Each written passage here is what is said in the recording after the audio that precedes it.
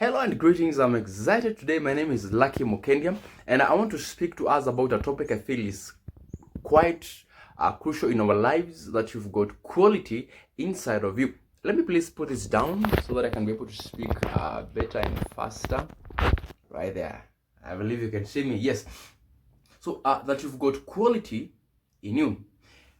You see, there is an insufficiency of quality in life because most of us, we are too timid. We are too afraid to tap into our inner selves and bring out that potential.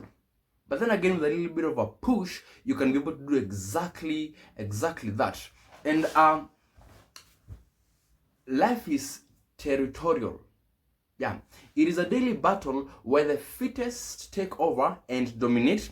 Then the rest, they scramble for what remains. Yeah.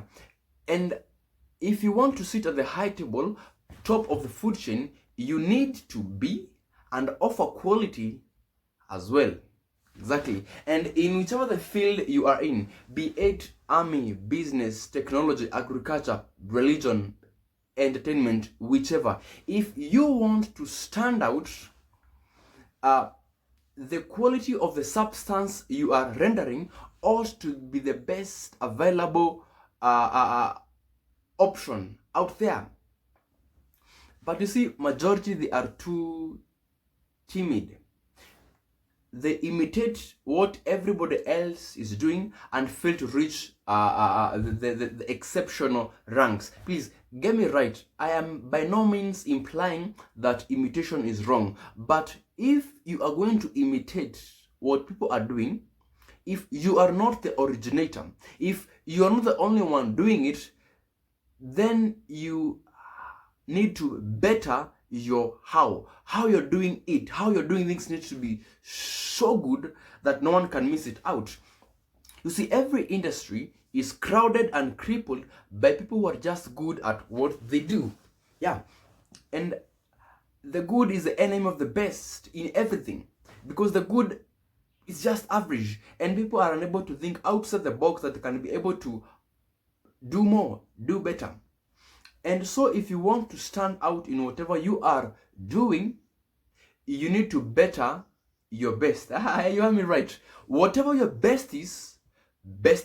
And you see, people nowadays, they don't see themselves as worthy vessels. Mind you, as deserving vessels to deliver quality.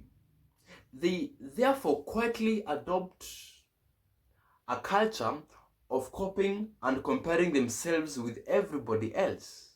And they then start to see themselves as just mere rays in the light of other superstars. They don't believe that even they themselves could become the sun whose radiance is affecting everybody else. And as a consequence, their performance becomes just a glare. They see themselves as darkened silhouettes lacking in the shadows, broken reflections, you see, unmarked territories. They see themselves as unguarded, uncultured, uncultivated. And as a result, self-belief gets a crown of doubt. And doubt, what it does, it paralyzes your value. It cripples and stagnates your potential. I mean, it disfigures you. Doubt, it pollutes you. But I want to show you how you can have such tenacity, go into yourself and draw out power and become a better version of yourself. And if you'll be indulged by me for just a little while, please say this with me. I'm coming out. I got quality in me. Now, from the book of life, in the book of 2 Timothy 1 and verse 7, it says, "For God did not give us a spirit of timidity, but of power, love, and self-discipline." These three qualities are lying inside of you: power, love, self-discipline. And I want to show you how you can tap into one of them, the power, and become a better version of yourself. Because this power is what makes people to become greats in our times and the times that have passed by. And I want you to understand this and believe me when I say this, that this power is in you. It's residing inside of you. Maybe it's dormant, but it's inside of you. Such an harnessed, potent, just inside of you. How glorious is that? The capacity and the ability to rise above the ordinary and perform at extraordinary levels. That capacity to be able to do that which you do at levels that are so glorious. Now, consider how David became a renowned, prolific harpist at King Saul's palace. How did it happen?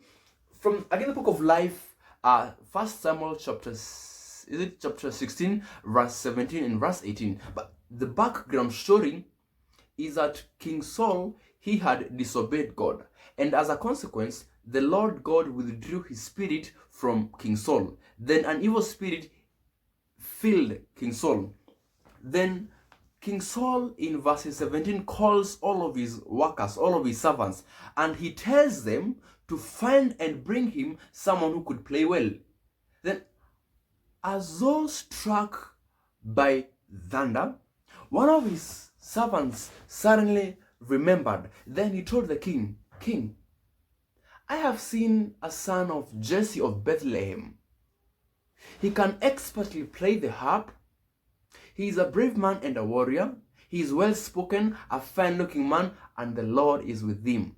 And just like that, David, he was a young man at the time. David was deployed into service of the great King Saul, just like that. But how did it happen? These 5 qualities that the servant has spoken about. And I want to show you how David was able to have these 5 characteristics, which also, if you do the same thing that David did, you'll also become one of the greats in our time.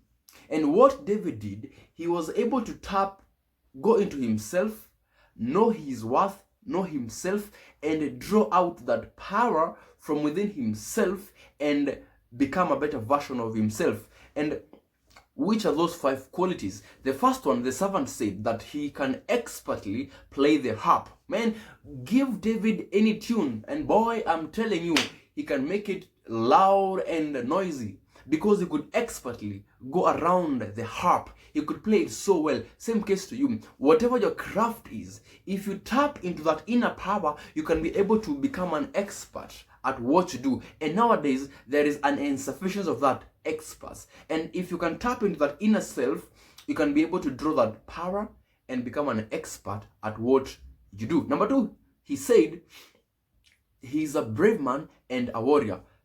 Brave means he had identified and overcome his fears. He had conquered timidity and brought his warrior self out. Same case to you. You need to become so brave and willing to fight for what you believe in. That is a consequence of tapping into that power. It gives you such confidence. Number 3, the servant said, he is well spoken. That talks about communication. You need to learn to communicate that which you heartily believe in. Because if you don't learn how to communicate that which you believe in, you risk people misunderstanding the quality and the value of that which you are trying to deliver to them. The 4th one, the servant said, he said that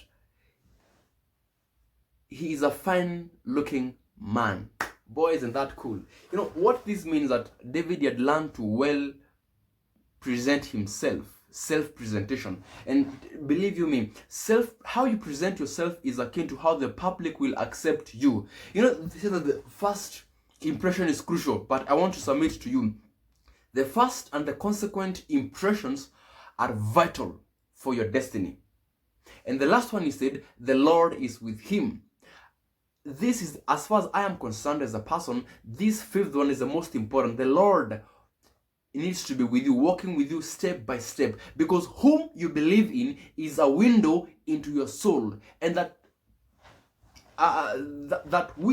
whom you believe in will help you to keep on self-discovering yourself more and more and bringing yourself out more powerfully, more confidently. And therefore, these 5 qualities, which are a consequence of a person who has been able to tap into that inner power, bring it out, are crucial. The first one, be an expert at what you do. Number 2, be brave enough to fight for what you believe in. Bring your warrior self out. Number 3, learn how to communicate. Number 4, learn how to present yourself well. Number 5, start believing in the Lord. And if you have these 5 qualities, which is a consequence of tapping into that inner power and bringing it out, if you can be able to do that, I want to submit to you today that in whichever the field you are in, your value will be noticeable.